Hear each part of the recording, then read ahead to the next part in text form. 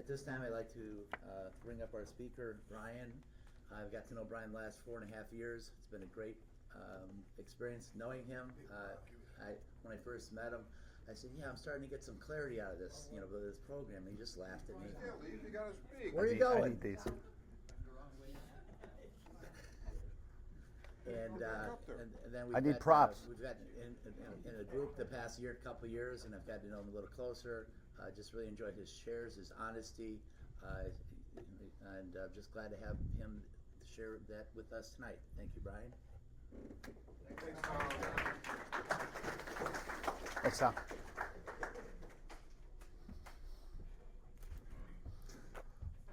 Too much stuff up here.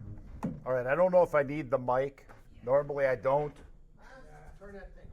So you let me know if you guys can hear me or not. I am Brian. I am definitely an alcoholic. Traditionally, I took over. I've had the Sunday meeting here for about 4 years before I decided to do some field research. And we always started the meeting off with a joke.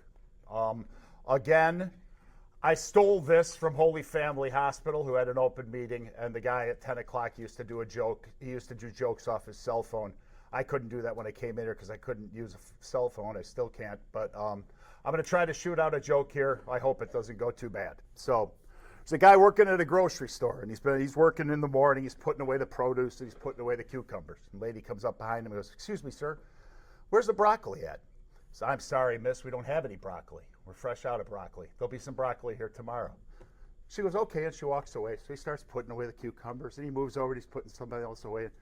Somebody taps him on the shoulder. He turns around, it's the same lady. He says, "Yes? Hey, where's the broccoli at? I'm looking for the broccoli." He goes, "Weren't you just here? I told you we don't have any broccoli. There'll be broccoli tomorrow." "Oh, okay." She walks away. So he goes back to his business, putting the stuff away. Well, lady walks up right in front of him. "I'm really getting upset. I can't seem to find any broccoli here." He goes, "Hold on. You've asked me a couple questions. Let me ask you a couple. Can you spell cat like in catastrophe?" She goes, "Sure. C-A-T. He says, "How about dog, like in dogmatic?" She goes, "Okay. Yeah, I can. D-O-G. Says, "Can you spell fuck like in broccoli?" She goes, "There's no fucking broccoli." He goes, "That's what I'm trying to tell you."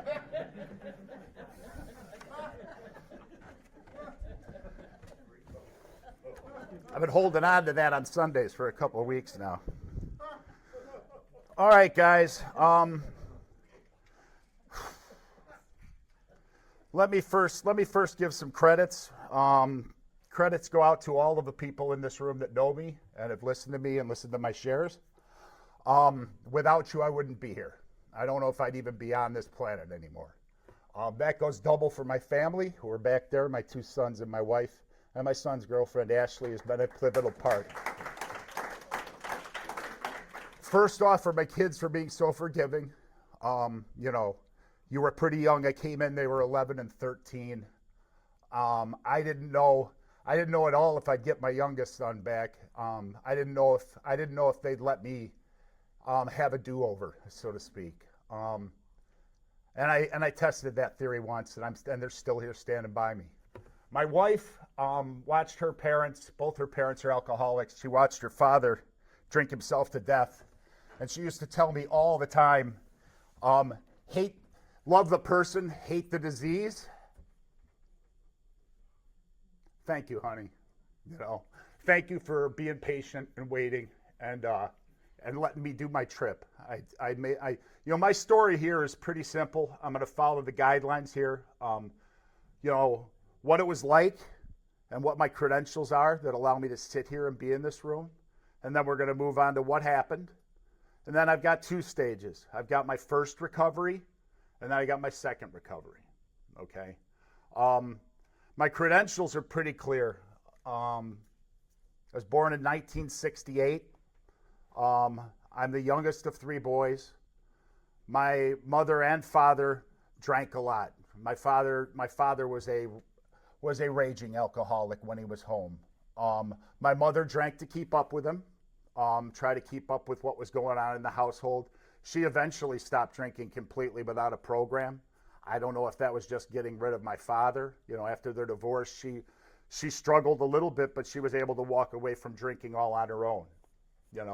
And honestly, even through my recovery before I lost her to cancer, she still wasn't convinced I was an alcoholic. Although, you're going to hear a couple stories here that'll make it quite clear to you that I'm definitely an alcoholic. That's why I add the definitely to it. I am the youngest of three boys. We all drank alcoholically. I am younger than both of them. I drank more than them from the get-go. They both drank very heavily. My oldest brother got cancer, decided after fighting cancer that maybe, putting a substance in his body that was going to kill him was probably a bad decision, and he quit drinking. My brother Keith drank himself to death at the age of 50. Now again, Tony and I talk about this. They don't always categorize everything as an alcoholic death, but this is a guy who drank all the time.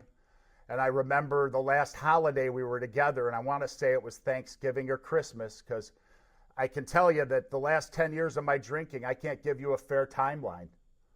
I don't have a timeline of what was going on. I mean, that's how bad my drinking was. I can't even tell you dates and times when I lost my brother, when I lost my mom. I don't go back to look up to that stuff. I know they're gone. But I watched my brother drink himself to death, and I remember being there at Thanksgiving in his basement, drinking beers out of his cooler, and he goes, I just don't think there's any way I can quit drinking. And I don't want to see a doctor because the doctor's going to tell me to quit drinking.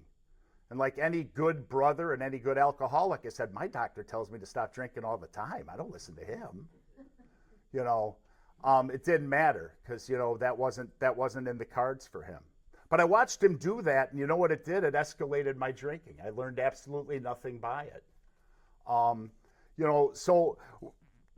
you talk about the credentials, again, in high school, my house was the house everybody went to.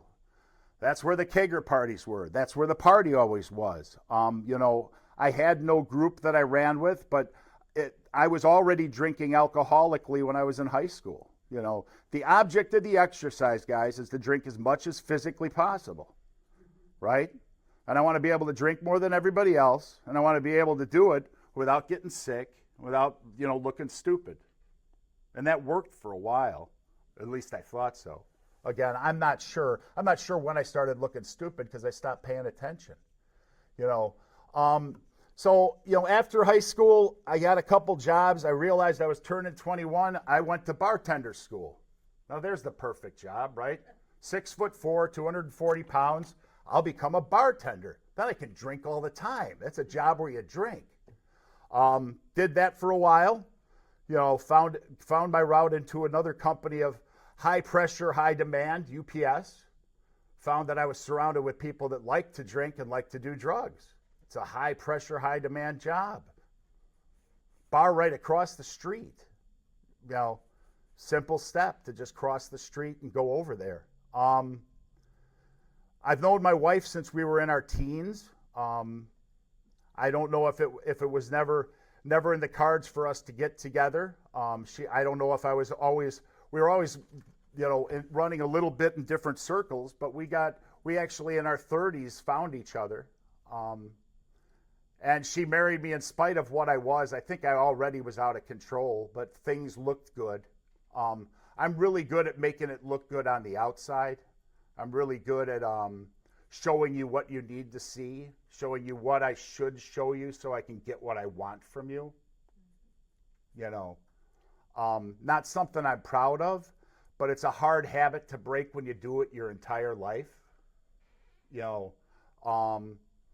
So we got married and we had these two children, and there were good times. I mean, I can give you the goods and bads. I mean, we were in dart leagues for years. We went to Las Vegas. We competed in tournaments in Las Vegas.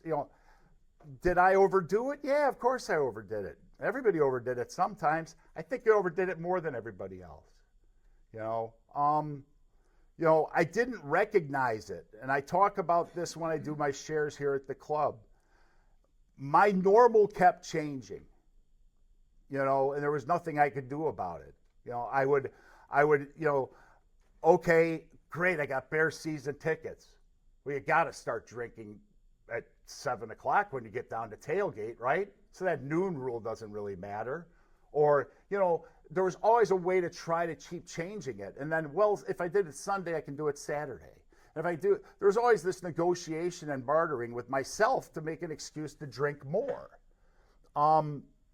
So I'm not exactly sure when it got completely out of control. I'm not. Okay, so we had money in the bank, then we didn't have money in the bank. And then we were making the bills on time, and then we're not making the bills on time. And then I'm calling in on Mondays, and then I'm calling in on Mondays and Tuesdays. And, okay, but I'm still providing, right? And I'm still doing these things. And you know what? I'm a great father because I don't hit my kids. That's my thing. My dad hit me, and I'll never do that. Now I'm a great father, right? Forget about all that other stuff, that I did. I manipulated their emotions. I pinned them against each other. I made up battles so I could distract people from me so I could run away and drink. I worked really late hours, yes, so I could be at the bar instead of coming home to my kids. I did horrible, horrible things that I thought were acceptable because that became my new normal. So, that's what qualifies me to be here. I mean, anytime I'm here Saturdays and Sundays, you want the colorful stories? I've got stories. I've had the yets. I've had all the yets and then some. I've had several DUIs. I've woken up in hospitals. I've come out of blackouts in jails. I've had to walk outside and check my car to check if there's hair or blood on it. More times than I want to mention. I've driven around intoxicated with my children in the car. And you know what? And I got away with it because I was lucky, right? Because I'm the luckiest guy on earth. I had lawyers I knew that got me out of my DUIs. And then I first came in and I'm like, well, they're enablers. No, maybe somebody put them there. Maybe it's not luck. I'll get to that in a couple minutes. But I could tell you all the colorful stories. I don't need to share that here today. My message when I set out here today was to talk about finding a program, getting the promises handed to you, and then walking away from it. So that's going to be the next part of my little talk here, is what happened. What happened is now there's a ton of stuff that leads up to the one occurrence of Tracy's birthday. But 2017, she had a birthday, and I was in a full-on blackout for like 72 hours. I don't know what the hell happened. We did stuff. We went places. I think we went to Bob Chin's. I mean, there was a lot of activity going on. I know I bought a case of handles before that weekend, which is 6 1.75-liter bottles of vodka. That was a typical run to Costco. At that time, cost you $87.96. That's sad. If there was enough money in the bank, I could also get the 6-pack of the 100-proof spiced rum. That was more than that. I don't remember the cost, but I remember the cost of the vodka. And I got through almost all the bottles of it that weekend before I think Tracy took the last one and got it the hell out of the house. Fortunately, at that point, I wasn't the guy who was stupid enough to jump in the car and look for booze. But I realized when I came out of it, and I was detoxing so badly that I couldn't keep any food down. I couldn't keep water down. I was shaking. I didn't know what detoxing was. I didn't even realize I just thought this was Monday and Tuesday. I didn't realize this was something I didn't know you could have seizures or a heart attack or a stroke. I just thought it was Monday or Tuesday. Used to just be Monday. I normally detox at home on a Monday and get to work Tuesday morning and struggle through it. At the end, I was lucky to get 2 days a weekend, because it took me 3 days to detox from all the alcohol I put on my system over the weekend. So that was the occurrence that got me in here, was my wife begging me. And I remember my oldest son saying something to me when I was in the bathroom, and I don't remember exactly what it was, But I don't, and stuff pops up now and then from the weekend, but I still don't remember it. But I picked up the phone and I made the call, and I called my boss from UPS. And I said, Steve, I need help. And at UPS, once you do that, you can't turn back around. So The Steve is another guy who I took credit for. Steve was the guy who, for about 3 months prior to that, was bringing me into his office every time I called in sick to ask me why I was calling in sick, if there was anything wrong, is there anything he could do. He worked with me for years. He says, I know you like to party hard, but do you have a problem? Do you need help? Nope, everything's great, just I get sick a lot, you know. But he did it every week for months. That when I finally realized that I don't know if I'm going to make it back to work this time, I called and asked for help. So I called in, and then I ended up talking to an ASAP person who set me up for an appointment, and I drove down to Plainfield. You know, again, I'm in shaky shape, and I went down to Plainfield, and I did something that my 1 hour intake interview with this lady took about 3.5 hours. And I did something that I hadn't done for a really, really long time, maybe not in my entire life. I told this lady the complete truth about everything I had done.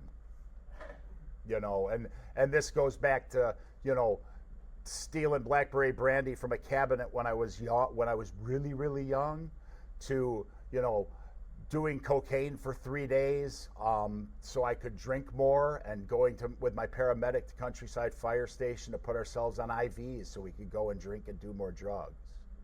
And then when I needed to sleep, we conveniently got horse tranquilizers so we could get to sleep fast enough. And this lady said, you're in bad shape. So she I don't know what she categorized me as, but UPS came back and said, okay, you're in the program for 5 years. That's random drug and, you know, drop test, drugs, alcohol. I didn't even have to tell them I had a drug problem. You know, I mean, if I was thinking ahead of it, I probably wouldn't have been honest. So they were going to set up for 5 years, and they said they demanded I went to 1 AA meeting a day for an entire year. And I don't know, you can ask my wife, I lost my mind. That is the most unrealistic thing to ask somebody to do, right? Isn't that it? That's an incredible commitment. How could I ever commit to that? So I fought with them, and I got it reversed to 7 meetings in a week for a year. Let me repeat, I am a truck driver. Maybe I'm not the smartest, you know, one in the group, but that's what led me here. So I go to Holy Family Hospital. I meet a lot of people. I was locked up. They weren't going to let me in. My blood pressure was so extremely high that they were going to send me to Lutheran General to detox. And I told them, I said, I've been detoxing at home for 8 days. And they said, well, you're in horrible shape. I was on a fistful of medication. My doctor had been putting me on antipsychotics and whatever he could throw at me to maybe make me drink less. Because I told him when he put the exam down my throat and told me that I couldn't get another GI even though I was throwing up blood. He looked down there and said, I don't think anybody's going to give you an upper GI. Your throat's too fucked up. So I went home and drank some more because that's what I did. Because why won't he give me the test I need? And I drank more. I drank over every hurdle I had. So when I got there, I begged this doctor, Dr. Dare Pauly, or who I call Dr. D now because he's my primary now. I said, I don't care what you have to do. You can't let me out of here. You know, when I went in, I made sure my wife let me walk in by myself because I wanted to do this by myself. But I had $100 tucked away in my wallet in case I got thrown out or released early. And I watched when we drove up Route 14 to Holy Family Hospitals and eyeballed the bars on the way up the street. Is it because I'm conniving or because I didn't want to be sober? No, it's because I was sick. And I didn't know what I was going to do without that next drink. I didn't know. I said, you can't let me out of here. I said, if you let me out of here, I'm going to go drink again.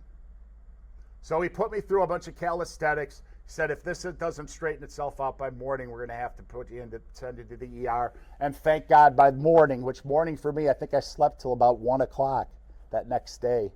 And my blood pressure had leveled off a little bit, and they let me stay. So I went through the readings. I went through the stuff. You know, I was told there by several people that I wasn't going to be very successful because only time I ever shared, I talked about I.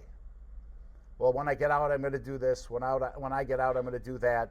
You know, this would be best for me. I should do this. And they said, no, you need to find a group. You need to get in with a group. You need to find a place that you can go home. I think the best line I've ever heard is that my best thinking got me in the position I'm in. So I'm unarmed to do this by myself. So, when I was leaving and they let me out, I was supposed to be there for 28 days and they kicked me out after 15 because, lo and behold, after 15 days without filling my body with alcohol, my blood pressure leveled off and they took me off 5 medications and the insurance said, he's better. And they said, you can go home now. And I was really wanting to stay there. I was terrified to go home. I was calling home going, what the hell am I going to do when I go home? They said, don't worry, you have IPO. You can come in here and you do outpatient, and you'll come back tomorrow, at 9 a.m. And this guy, Stan, who wasn't my counselor, Stan gave me the address to the Palatine Club. And he said, I'm running your class tomorrow morning. He goes, you need to go here tomorrow morning. They got a meeting at 5 and a meeting at 6:30. He goes, I want you to go there first, and then, you can come in here and you can tell me how it went and I didn't even, that was the first time I watched Stan. Stan was he was a heroin recovery guy, and he was a scary dude, and he scared, I thought he might get loud and get in my face, so I tried to stay away from him because I didn't want to actually have somebody, tell me what to do. So but I did what he told me to, and they were at the other location, and I sat out in my car through the whole 5 o'clock meeting. And then I walked in here for the 6, right after the people from the 5. So I came in pretty early. It was like 6:15. And I walked to the back table, and I ran into Mike B., Larry O., Nancy K., and then Dan F. Dan F. gave me a business card. It was really weird. He gave me a business card just with his phone number and if I needed help. They said, come sit with us. And then Mike B. started making fun of my shorts, because it was December 1st and I was in shorts and a t-shirt because I was still about 175 degrees, even though I've been sober for a while, and my body just didn't know how to react to anything. And I sat at that table every day for 365 days. Sometimes I had to do 2 meetings a day. I'd come to the 5 and the 6:30, and I went to work, and I had probably 10 different people put their hand out to me and offer to sponsor me.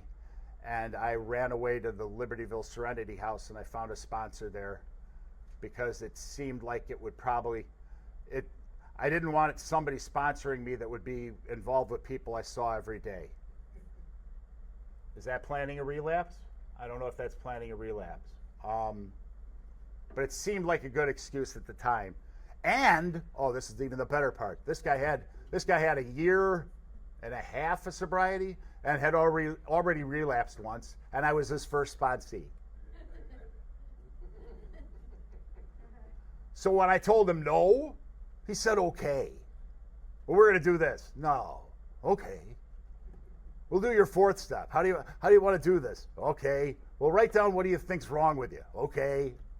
Yeah, I'm angry. I can be an asshole. I think only of myself. Yeah, you're right. All right. So, and what bad things have you done? Yeah, I've done this. I've done that. Okay. Sin no more and be gone. That was my 4th step. So my first, and I was here for the full 5 years. UPS kept me in that program for 5 years. So, those 5 years, I took over the Sunday meeting. Dan Collins, Nancy K., and Marta forced me into that commitment every week. Just kept badgering me till I said, fine, I'll do the damn thing. Probably a big part of what held that first 5 years together for me. There were a couple isolated drinking experiences. I lost my mom. I got through losing my mom sober, but after she was gone, I did some drinking, and my head didn't start on fire. My hair, I didn't blow up and get sick. Nobody caught me, so I was okay with that. Then UPS said, hey, it's April. It's been 5 years. You're out of the program. Okay. So I came into my Sunday meeting and I found Joe and I said, my son has a wrestling commitment on Sundays. I need somebody to cover the meeting. Okay, Brian, sure. Hope we see you more. Okay. Walked away from that. Then I went home, and I said, I don't really need this anymore, right?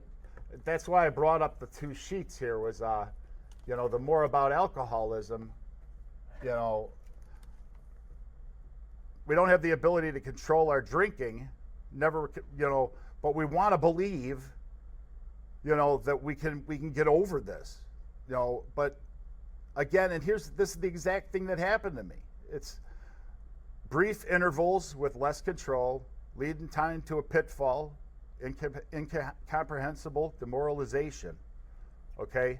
And then in any considerable period, we get worse, never better. I'm not going to get into all the particulars of how fast I started drinking alcoholically. I did go to my wife's Christmas party and had a few drinks. I went to a couple wrestling events and drank controllably. Broke my back at work. Declined pain medication because I'm a bigger man than that.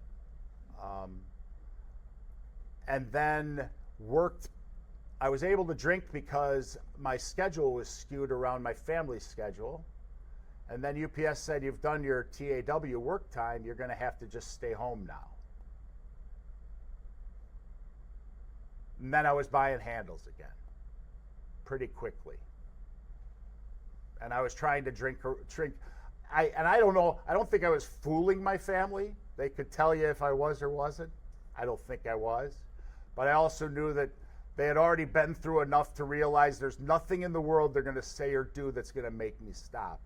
If any three people know that, it's those three.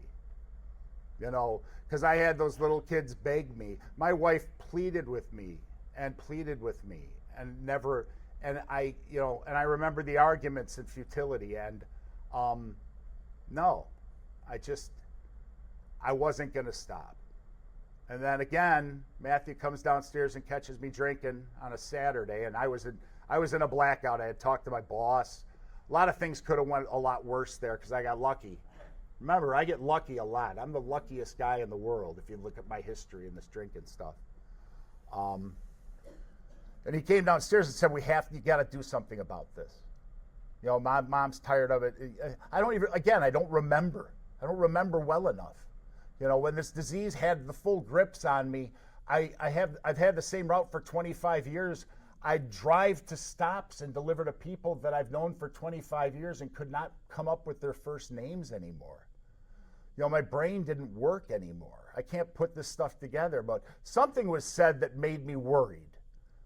And I went upstairs to check my phone because I realized I had talked to my boss, and I got a text from Tony Malone.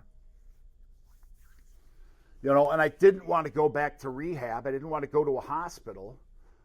And so when Matt got home from work on that Saturday, I said, I'm gonna text Tony. If anybody can help me, Tony can help me. No, you're not gonna text. Somebody told me not to text him. Somebody made me call him because I wanted to text him. That's easier to weasel out of. So I called him, and I remember calling him, and I was bombed. I was still wasted, and please don't answer, please don't answer, please don't answer. And he's driving in his car, and he says, "Hi, Brian." And then I just started crying, and that started the walk back to this path. My second return here. That was a Saturday morning when I talked to Tony. It took me till the Monday noon meeting to get here.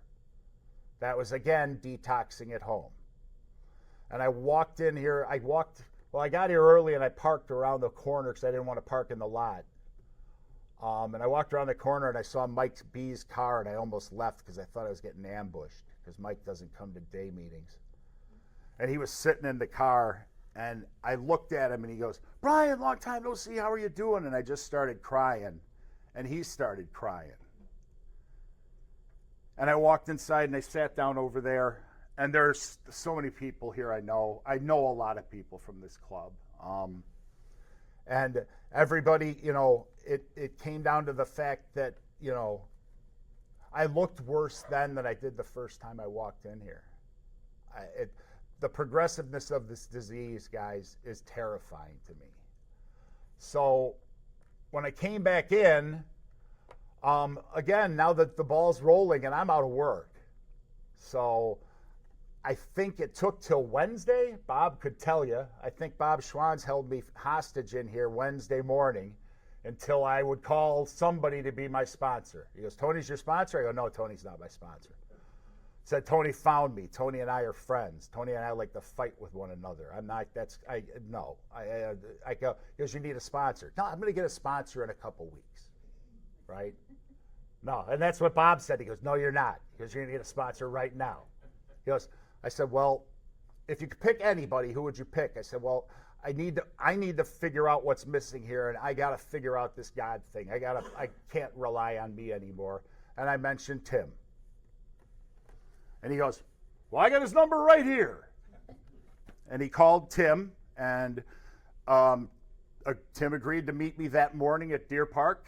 And he said, we'll walk around the trails, and we'll talk about it, and let me see what I think. I don't remember what you said, and put me through the test trial,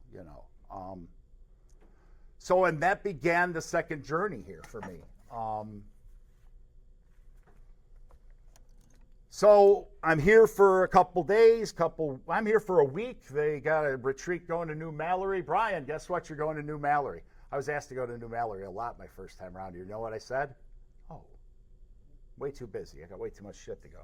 Nope, you're not busy. You don't have nope, you're going to New Mallory. Hey, by the way, we're doing it on steps 1, 2, and 3. And since you just came back, you can do the lead Friday night. No. Yes, you will. Walking around Deer Park, Tim looks at me and says, I don't have a whole lot. I'm not the hardest sponsor. I'm not the roughest guy. You will hit your knees twice a day, and you will pray.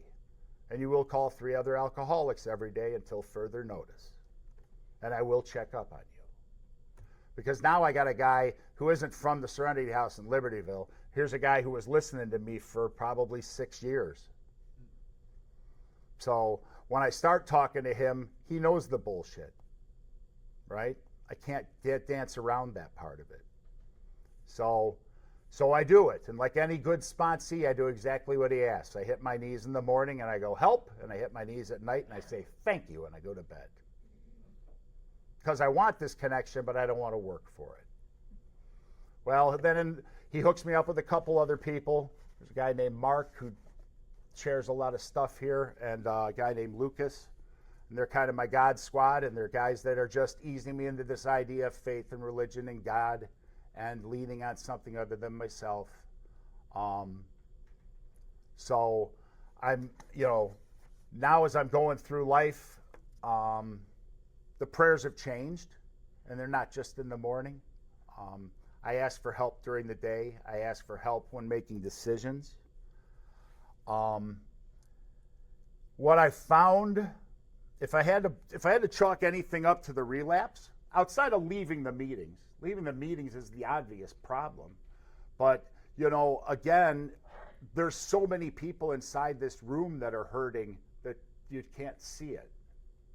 I watch a bunch of different, AA recovery stuff on my phone, and, I truly believe having a sponsor that I can talk to is important. My first sponsor I never talked to. And I didn't realize that was part of the program. I thought that was sort of once you got done with the steps, you were done with it. And then once he went out and drank, then I sponsored myself, and that guy's an idiot. When I talk to myself, nothing good comes out of it. So when I came back in, then I get talked, then Tim talks to me, and Greg and Mark talked to me about going to this Wanderers group. And now I've got some more guys that are holding me accountable, listen to my story, genuinely care. They laugh a lot. We go out to dinner, we laugh a lot, and then we go back and we have a meeting, and it seems more lifey to me, a little more normal routine to me. Tony drags me to a meeting in Barrington. Didn't want to go to Barrington. Tony tried to drag me to that meeting a lot back in the day when I was at St. Anne's. Couldn't do it, too busy. Nope, not a choice now. Now I'm just doing as I'm told. And what I'm doing differently this time is I'm actually listening to the people that are talking. You know, my friend Lucas told me, he came in one time, and he doesn't come to a lot of meetings. He's raising 3 kids, and he's busy. He came in and he goes, hey, why do you always go first or last when you share? Well, I got really important stuff to say. Or I need a lot of time to think about important stuff to say. How about you don't say anything and just listen to the other people? Oh, you mean that might help? So that's a change in the program for me. I compare it now. Alcoholism is it's like a mental health ailment to me. I have to treat this for the rest of my life until I die of something else, right? I have to continue to do this till I die of something else. I have to continue to go to meetings. I have to listen. I have to get, and here's one that I really liked, was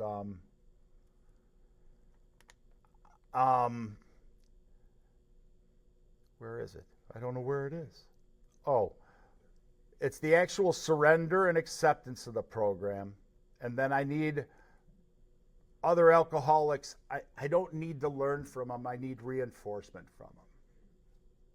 Right? I need to be reinforced to know that how I'm thinking isn't wrong. Okay, it's different, but it's not wrong. I can't go to my family and say that. I can walk into this room and I can say, look, I did this. I went out with my wife to the art show and I did everything I was supposed to do. And they go, good job, Brian. Normal people don't do that. You know, but in here, they also understand why I think that way. You know, I always thought I had to listen and learn from people, where what I really need is I need fellowship, I need friendship, and I need a place to call home away from home. I need people that I can talk to, where I feel safe enough that when it hurts so much inside, I don't smile and walk outside and try to handle it myself. Because I'm not equipped to do that stuff. I'm a big, strong, loud, powerful man who can't manage his own life and normally can't work through difficult situations by my own thinking. Might be the first time I've said all that in my lifetime, because I'm not supposed to be that person, right? But I'm sick. It's an illness. It needs to be treated. It gets treated in this room. And if it's not in this room, it's on the phone with another alcoholic. Or it's opening the book and reading about something. I don't do a lot of that still. Sorry, working on that. But I do call other alcoholics, and God, I do ask for help. And I look at people and I you know, I'm amazed I've made it through this without crying. I cry all the time at the fact that I don't know how to handle my emotions, because I've been without them since I was 12 years old and I started drinking this shit. I just don't know what they're supposed to feel like. They're either too high or too low. You know, I'm a self-will run riot at all given times. I wake up with uncured alcoholism, and I tried to just start my day, and Tim makes me get up and say help, and now I find myself going, oh Lord, please help me today. And you know what? Please don't let me be Brian. And he knows what I mean, because I don't know what I'm going to do to screw up the next moment of that day.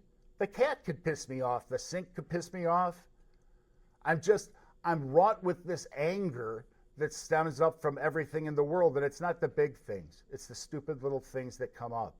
It's the dog dish. It's the one dish in the sink. You know, and I don't know how to control it. But I know if I come here and I talk about it, I get a little more of a handle on it. And if I stop coming here and talking about it, it starts to take over. And Larry O told me, and this one I remember from one of my first days in here, I don't know, when I just sit alone, God starts to sound a lot like me. So alone isn't my wheelhouse. It really isn't. You know, and right now I have no inclination to pick up a drink, but I do have an inclination to try to take control of my other people's lives. Don't you know how important I am and how much knowledge I possess? Somebody could agree. All right. So that's what I learned this time back. I can tell you right now, I'm working at a company that's toxic. It's the worst working conditions I've had in my lifetime at that company, and I'm managing through it the best I've ever managed through anything while I've worked there. And that's because of the program I have today. The fact that these slogans you read on the signs go through my head. You know, there's stuff now. I want to be the best example of recovery I can be when I walk out that door and for as long as I can. I want to be an example to my kids. I want to break the cycle of addiction in my family by showing my kids that you don't have to be a slave to the drug or the alcohol. You don't have to. There's a choice. Now, all three of them back there, all four of them, are clearly not alcoholics. Doesn't mean they're not willing to learn, though. I wasn't an alcoholic either. And genetically, they're set up where they might not have a chance to dodge this stuff. But if they know where there's a solution, I never knew there was a solution. I never saw that. You know, and now that and even when I came in the first time, I didn't buy it. I still wanted to do it Brian's way. And this time, it's not Brian's way. It's whatever the next guy tells me to do. You know, that's all I can ask. And honestly, it's given me my life. Not my life back, my life. There's very little chance I make it through Christmas in 2017. I know that. Either if it's by drinking myself to death or driving my car off the road. You know, I was in bad shape. And the program got me a little better. God forced his way into my life with the relapse. And all of that luck I talked about through all of my life was never luck. It was God doing for me what I couldn't do for myself. And I think he did it because he had a bigger plan for me other than just drinking myself to death. At least I hope that's what it is. So I appreciate the opportunity to speak to you guys. I hope somebody got something out of this that'll help you. The field research trip isn't worth it. It really isn't. You know, and I was convinced I was cured. I really was. So I hope you got something out of this, and I appreciate the time I had here with you guys. Thank you.